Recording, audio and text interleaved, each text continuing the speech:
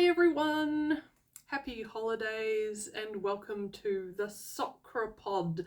That is what I have decided to call this podcast, if it's even a podcast, where I just ramble and info dump and talk about myself and do all the things that people find annoying. So yeah, this podcast has a name now. Woohoo! I have also got some other exciting news. I have revamped my Patreon finally. So if you would like some exclusive videos, some virtual singing lessons, or even homemade merch like this junk food bracelet, which is just a candy bracelet made out of junk, then click the link in the description and check it out. The ones I'll make for you will be a lot cooler than this. Probably this is just something I kind of threw together before I left New Zealand. The letters on it stand for if my velocity starts to make you sweat, just don't let go. And that was kind of a reminder for me to not freak out when I was on the aeroplane because I was so nervous. But I've been living in London for I think nearly 2 years now, so thank you bracelet for giving me confidence. Anyway, the SocraPod. I aim to make my SocraPod episodes all about just stuff that's been on my mind. And at the moment, the thing that is most on my mind is growing my online presence, because I need to do that because I'm a musician. I do comedy music and I do classical singing and opera, so I need to network. But also I tend to overthink in the process. This video will be me overthinking out loud, so grab your knitting or whatever it is you do while you have this on in the background and overthink with me. If you're still actually watching the screen, which I hope you're not because it's not very interesting, you'll notice my eyes going down a lot. It's not because I'm being rude, it's because I am looking at my chaotic laptop. This is actually quite interesting if you want to have a look at this, but the rest of the video will not be very visually interesting. So let us begin. What is overthinking like for me? Well, I recently finished John Green's book, Turtles All the Way Down, and I was surprised actually by how much I related to the main character, Aza. Aza has OCD, as does the author. John Green actually talks about this in one of his videos, link in the description.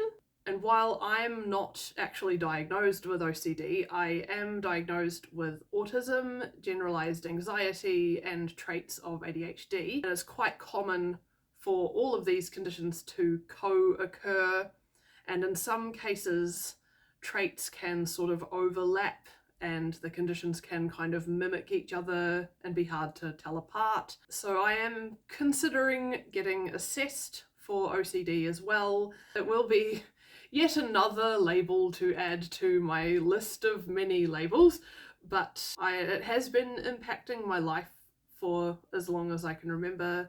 For example, I do have a lot of sort of compulsive behaviors like skin picking. My cuticles haven't really been fully healed since I was about 8 years old. That thing where you kind of have to like touch something or look at something a certain number of times a certain way in order for the world to just feel right.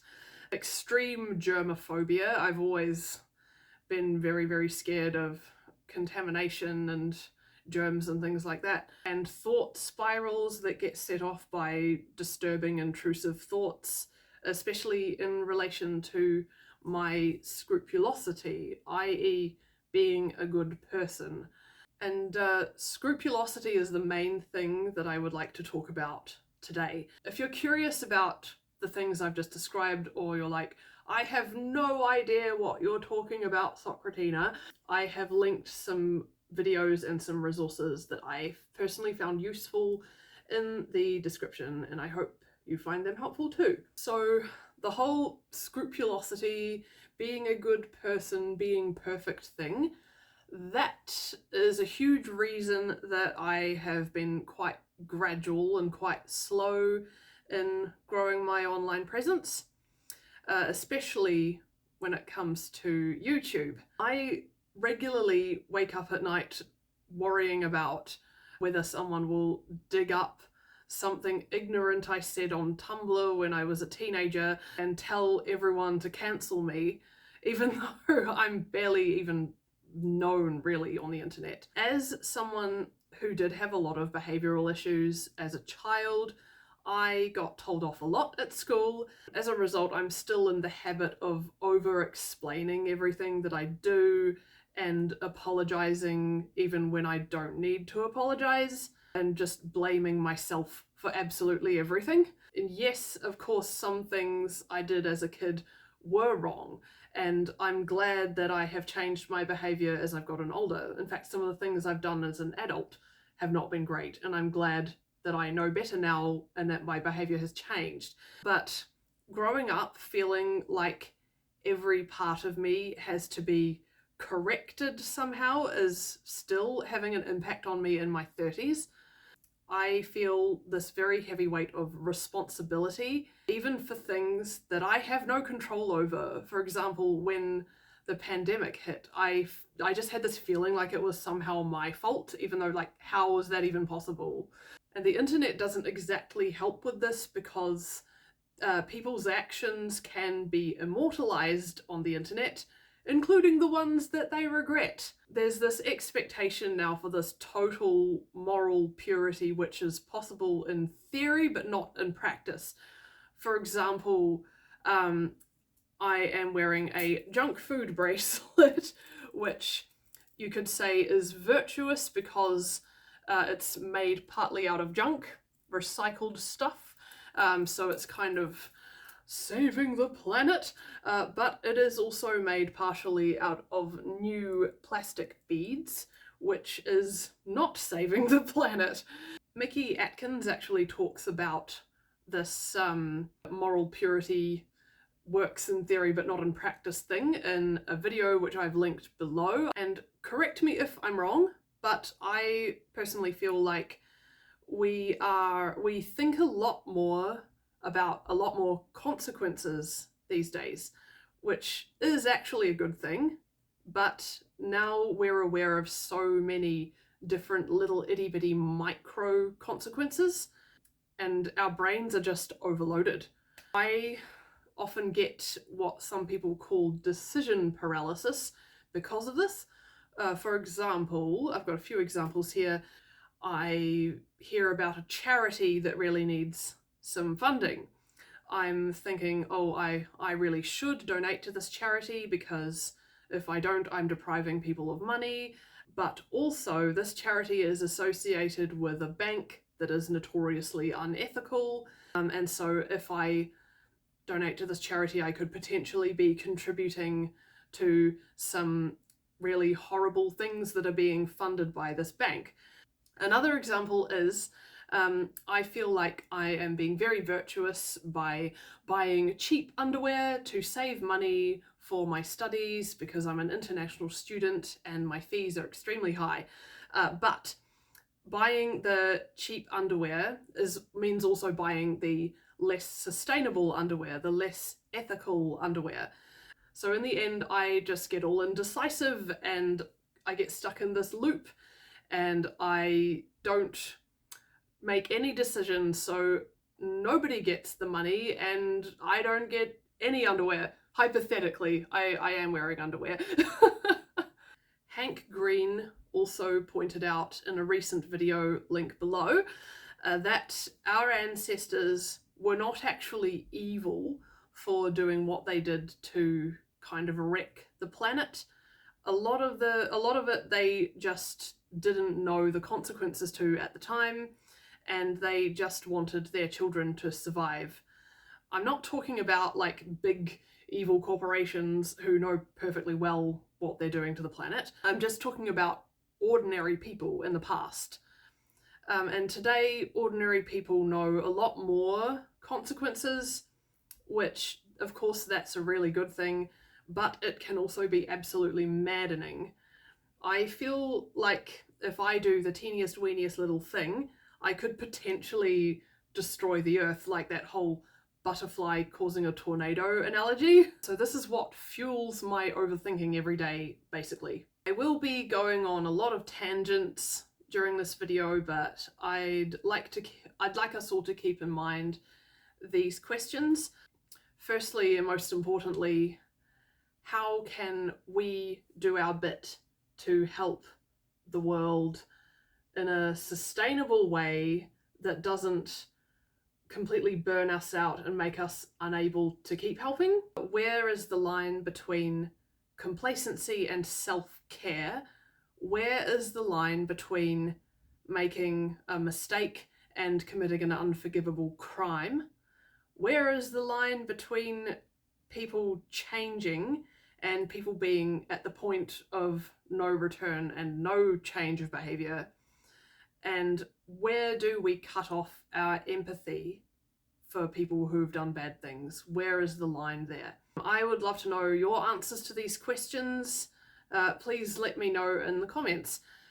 But here is my extremely long-winded and rambly answer / thoughts on these questions. First of all, I feel like the more well-known somebody is on the internet especially, the more likely they are to be criticized for very tiny, silly little things. People leave very little room, I feel, for nuance and for people being complicated as well, because everyone is complicated, even celebrities. Like, I'm not going to name names, but I can think of many celebrities who have done and said both good and bad things.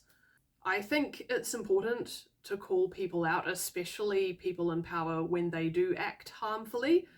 But I also feel bad for these people when they get absolutely dogpiled on for small things, and I feel bad for people who have done bad things when bad things happen to them. I personally don't believe that anyone is actually born bad. I think bad is something people choose to become over time. There are a lot of people, both celebrity and non-celebrity, who I love who they once were, but I don't like who they've become. I think there's still a sort of grieving process when someone you admired turns out that way. It might be because I was often misunderstood when I was a child, but I will often instinctively root for the person who nobody else is rooting for. Like, if someone's just being criticized all over the show, I'll automatically kind of feel bad for them, which I'm not sure if that's healthy or not, because when I was a teenager, I remember having like heated arguments with my parents about like terrible people and terrible fictional characters and being like, but what if they were just misunderstood? Obviously, now that I'm a bit older, I realize that like things like trauma and mental illness are not really an excuse to do really horrible things like violence and bigotry and abuse. And I had to learn also that my issues were not an excuse for me to do nasty things. But I also feel like the line between useful cancel culture and unhelpful bullying has just gotten thinner and thinner and thinner over the years. And some people's behaviour definitely just gets worse as kind of an oppositional reaction to being told off or being dogpiled or being cancelled or whatever you call it. I know mine certainly did when I was a child. Like, if someone made me sit in the corner, I'd just be annoying and bang on the wall and shout and blow raspberries and stuff because they made me sit in the corner. Didn't actually motivate me to do better. And I think a lot of the really vicious arguments on Twitter have that same kind of banging on the wall and making fart noises kind of energy. Like, while I think it's really important to discuss things like politics and human rights and all the very chewy issues. I no longer use Twitter because I've just been kept up at night by too many horrible arguments, and I just don't want to keep making my anxiety worse like that. It's not worth it. I am no longer wearing a hoodie because I got all heated over the heated arguments, apparently. Continuing, I get very stressed when it comes to moral grey areas for this reason, such as, got a whole lot of examples here, whether to voice support for a privileged person or country or entity that is going through hardship when a less privileged person or country or entity is also going through a hardship, whether to scroll past important content for the sake of my own mental health, or whether to engage with every single thing that I see because it's not about me, whether it's ethical to consume certain types of fan fiction or normal fiction with problematic relationships or tropes or character designs or things like that, whether it's okay to use very commonplace words that pretty much everyone uses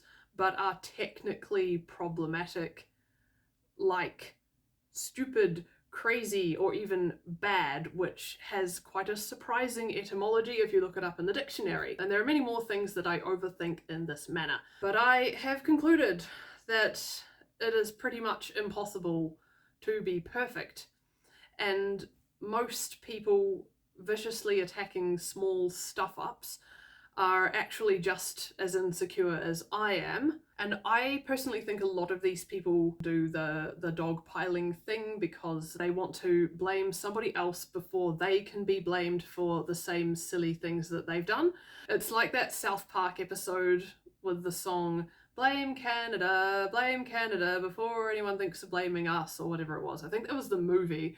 I've forgotten. Anyway, the book The Age of Magical Overthinking by Amanda Montell discusses this. Montell quotes Quebec, who said that call-out culture is often used as a sort of social currency online. People often call out missteps that they see in their own behaviour to get ahead of the narrative. Like, for example, if I know that I'm shopping unethically, but I go and accuse someone else of doing the same, the attention is on them and not me, and so therefore I'm safe for the time being. There was also an interesting video I watched where Dr. Anna said haters are usually telling on themselves, and while I think, of course, call-out culture has a place, it has a use, I am inclined to agree with Dr. Anna.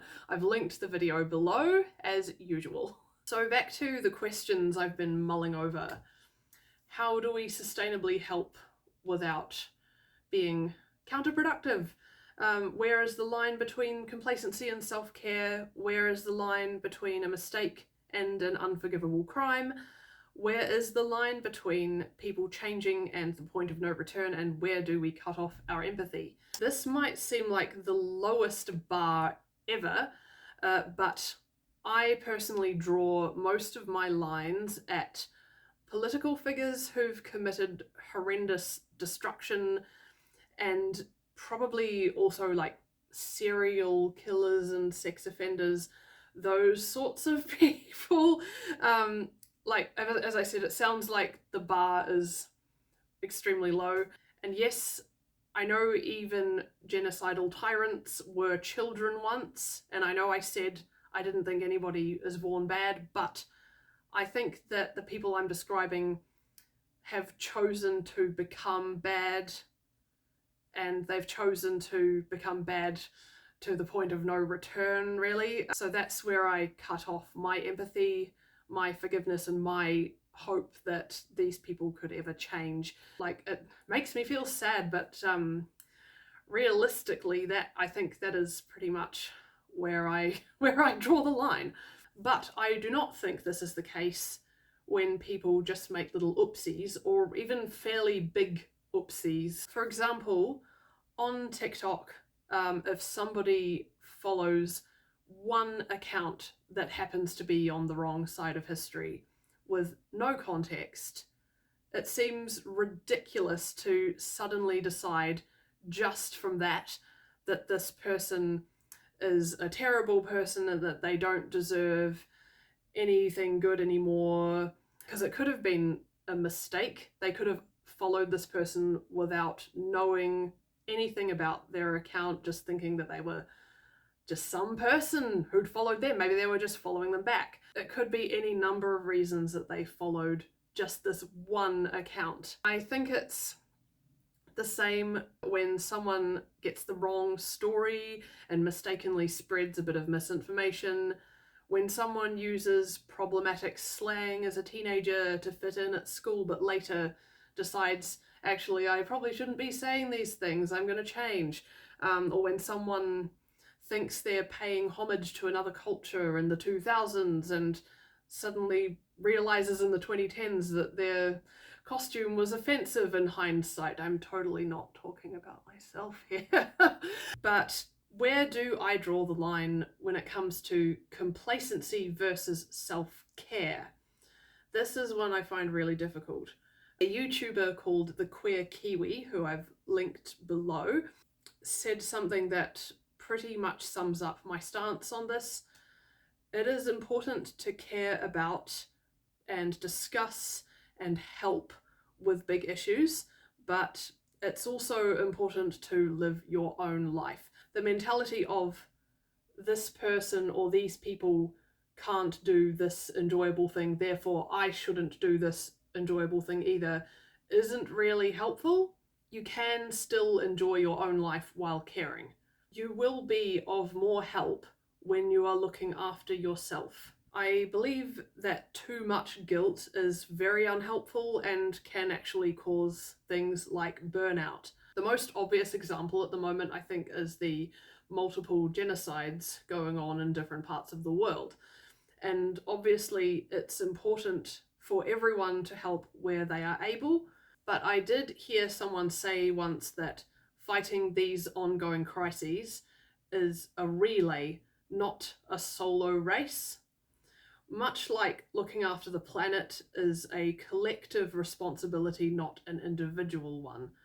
This is where I'm probably going to sound very first world problemsy, and of course I acknowledge that I am privileged and it is a privilege to be able to even say this, but I think there was a very valid point in this book where Mina B says that our brains need positive feedback to step out of survival mode, and we're just not really equipped to keep being agitated over multiple crises when material changes don't happen right away. It's that feeling of grinding away and getting nowhere that causes exhaustion and burnout. But I prefer to think that doing something is better than doing nothing. And it's better to help badly than to not help at all. In the past, I have unfortunately gotten really obsessed with certain causes to an unhealthy degree and felt that I had to do everything, not just something. And I'd gotten to the point where I was losing sleep, having bad dreams, not getting any of my own work done, and I do not want to repeat that. And that's why I've adopted this something is better than nothing mentality, even though I know that I can only really say that as someone in a privileged position. I also really like the idea of horizontal morality, as in one's own set of values, as opposed to vertical morality, which is adhering to someone else's values just to please them.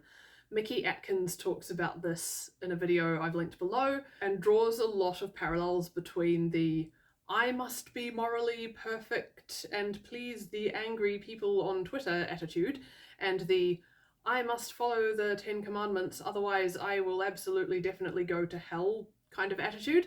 And I mean, I am religious. I don't have anything against religion, but even I don't think that that attitude is particularly healthy.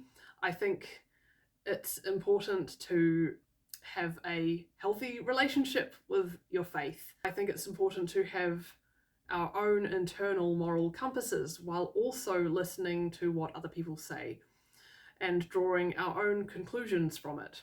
I struggle a lot with self-confidence, but something that really helped me is the idea that confidence equals sticking to your own values. And that is something that Dr. Anna discusses in a video I've linked below. Obviously, I know it's important to listen when other people call me out because I'm not always right, but when I over-apologize, I'm often undermining my own values.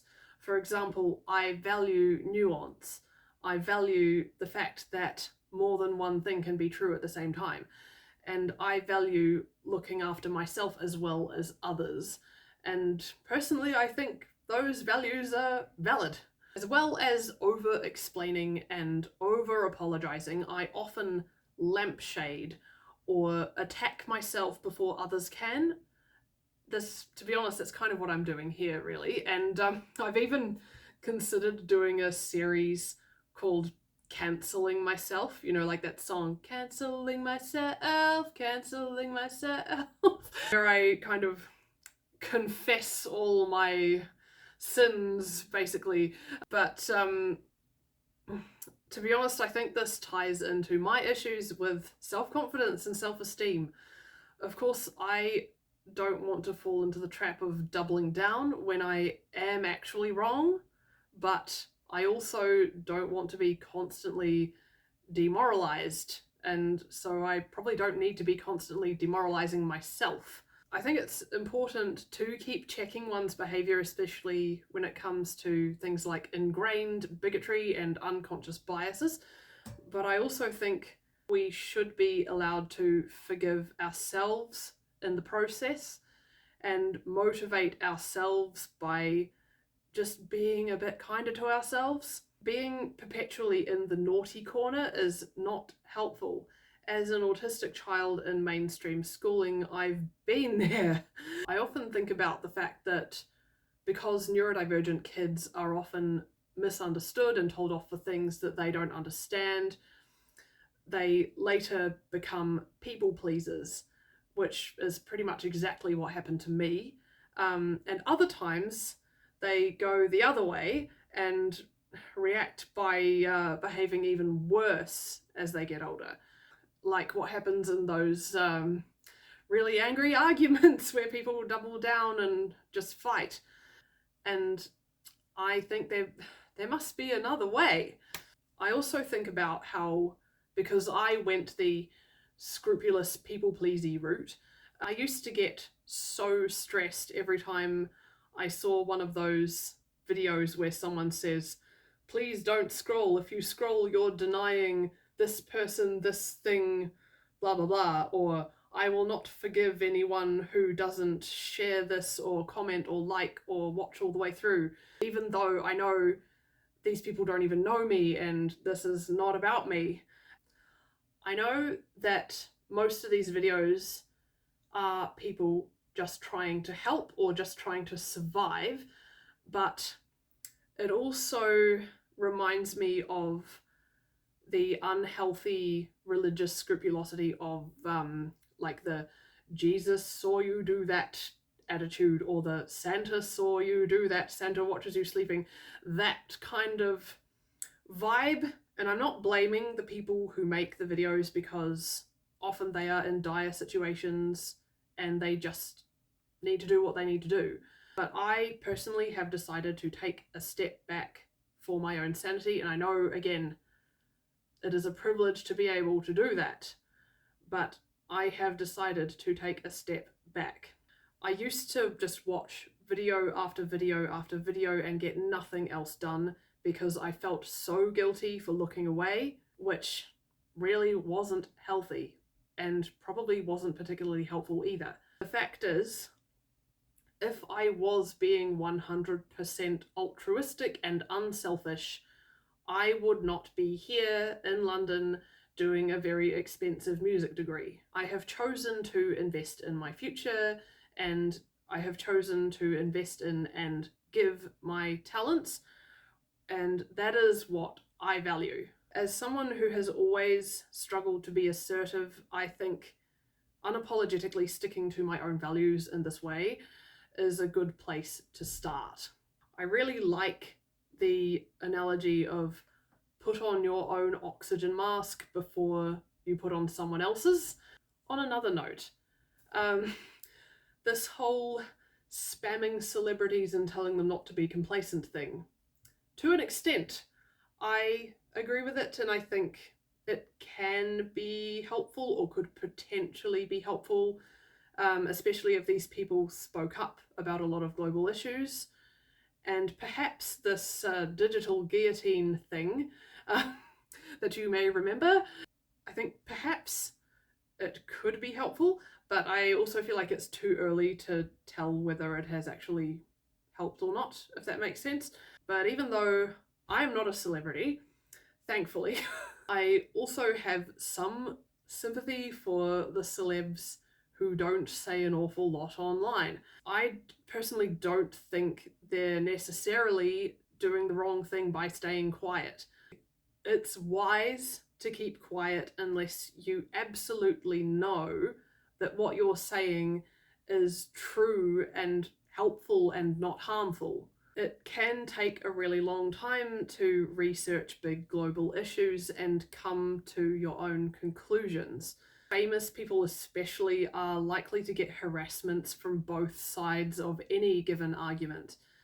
And often people with very large followings will get swamped with pleas for help. If they just help one person, everyone will ask them to help. So they have to draw a very clear line in the sand because they won't always have the capacity to help everyone. Boundaries can seem selfish, but they're actually necessary.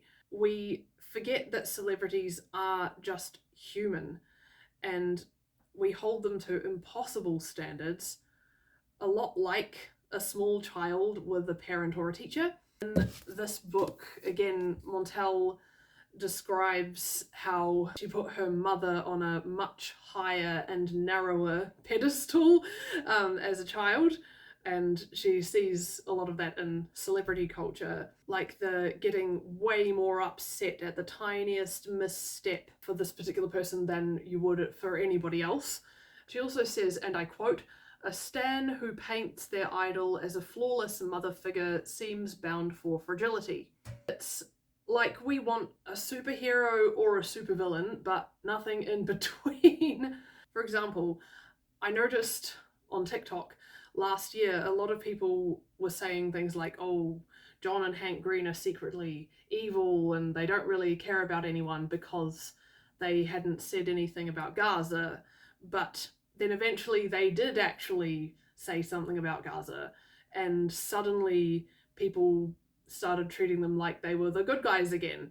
And I don't think an awful lot of critical thought went into that, I'm sorry to say. I know it's quite a complicated issue, but I personally don't automatically think that a celebrity doesn't care just because they haven't said anything or because they're not an expert on any particular issue. And this is why, like, even though I want to grow my online presence, I don't want my platform to get as big as Hank's or John's, because I just do not have the capacity to be an expert on everything. And there's bound to be important issues that I miss or that I am wrong about, and that really scares me.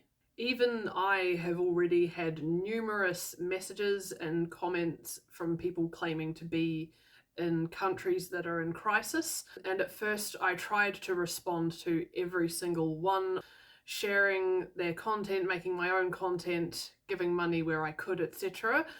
But even though I feel incredibly selfish saying this, I have decided I will no longer be responding to these. This is because I'm just one person I'm not an organization.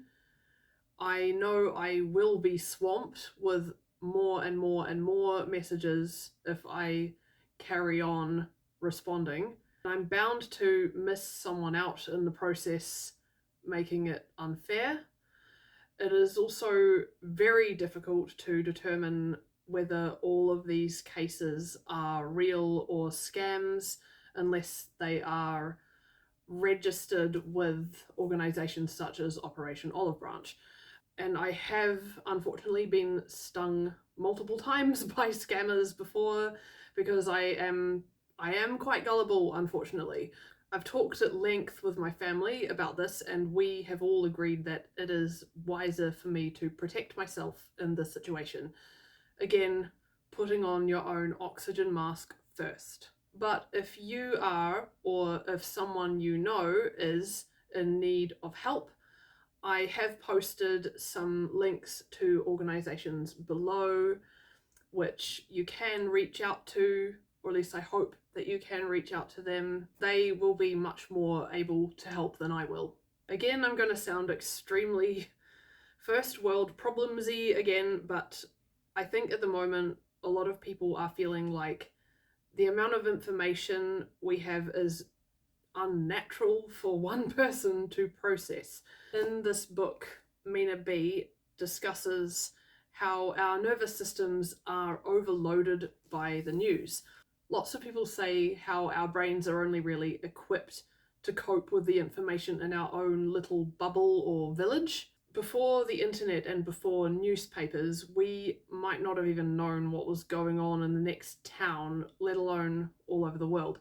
And while I think it's important not to ignore global issues, I've concluded that I just can't be everything for everyone.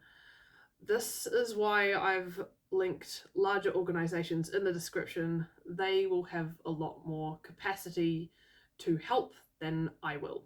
Speaking of organisations, I have been having great difficulty deciding which charities I should support and how I should be making a difference in my own little corner of the world, which comes back to my first question of how do we do our bit and make it sustainable and make it viable. I've been overthinking as usual, asking myself, should I focus on helping one person, one family, or a whole community? Should I focus on an overseas charity or one in my own backyard? What about whataboutism? What if my unconscious biases get in the way of my decisions? For example, pretty privilege, cute factor, recency bias, and even the people needing help having access to social media. How much money should I give, if any? I'm already in a weird financial situation with my international student fees and things like that. I am torn between TikTok telling me to give and older, wiser adults in my life telling me not to give. And I am very easily overwhelmed and indecisive, which is unlikely to change anytime soon. I think it's impossible to research every teeny weeny itty bitty micro detail and be 100% sure, especially when you're already immersed in intense studies like I am. But I have come to this conclusion. I have decided to make a small but regular donation to an organisation called Mutual Aim, link in the description. I've chosen them because I prefer focused giving to scattered giving. Jackie Clark actually discusses how focused giving is a lot more effective, which I've linked in the description. I would also personally prefer to support multiple people than to just support one person, although sponsoring one person can be really good too, especially if that person needs to evacuate or something like that. Mutual aid can be really helpful in those instances. I can't guarantee that these donations that I make will last forever because I am in such a weird financial situation. But it is a start, and I'm going to try not to overthink this too much from now on. I do, however, still have a lot of scrupulosity baggage around what and what not to boycott, which rhymes beautifully. But again, people are saying that scattered boycotting is less effective than targeted boycotting. I've linked the source for this in the description. It is also better to do something imperfectly than not do anything at all. Like I said before, I think the purity culture around all of these things is just discouraging a lot of people from even trying, which is just not helpful. So I've picked my Nope brands and I'm sticking to them. I also have nothing against the people who work for my personal Nope brands, just to keep themselves afloat financially. I have nothing against people who buy from my Nope brands because you just don't know the reason, especially if it is due to disability. For example, somebody could be experiencing a blood sugar low and just have to go to the nearest store and get a snack so they don't get dizzy. And that store could be one of the unethical stores on my Nope list. Another example could be an autistic person whose safe food is only stocked at this particular store, or someone with compromised mobility might have trouble getting to a physical shop and have to order online from a less ethical company. I don't think any of these people are bad people. I think they're just looking after their own health and their own sanity. The same goes for which crisis we should be focusing on and which one we shouldn't. Yes, I think all of these crises matter, but one person can't hyper-focus on everything. So while yes, it's important to care about all different issues, I think we all need to just think, what is something that I know I can focus on and help with sustainably? Pick your thing and stick with it. That way everyone will have their niche and those niches can fit together. So I have chosen Mutual Aim. This organisation focuses on more than one crisis, helping people who need clean water, food, healthcare, among other things. I was actually supposed to sing in a talent quest for this organisation last month, but unfortunately I got sick and had to pull out. I was very, very sad. So this is kind of my way of giving back to the organisation that gave me a really cool opportunity. Below I've put a list of charities that you might want to have a look at and lists of things you can do or not do to help. And it is your choice what you pick and what you think you have the capacity to do. My final message is, if you are an overthinker like me, please be kind to yourself. It's good to keep checking and improving our behaviour, but it's also important to forgive ourselves for what we regret. It's okay to congratulate ourselves too when we do the right thing and say, I've done enough for my current capacity. Our brains need positive feedback, and that's what will motivate us to keep doing good things. It's not selfish or childish, it's literally just the way we are wired. I think we all deserve to put on our own oxygen masks before we try and tackle the rest of the world. So yeah, that was my very long rant. My throat is very sore now. I hope I haven't ruined my voice. But I would love to make more videos like this about big issues and small issues and just things that I've been overthinking.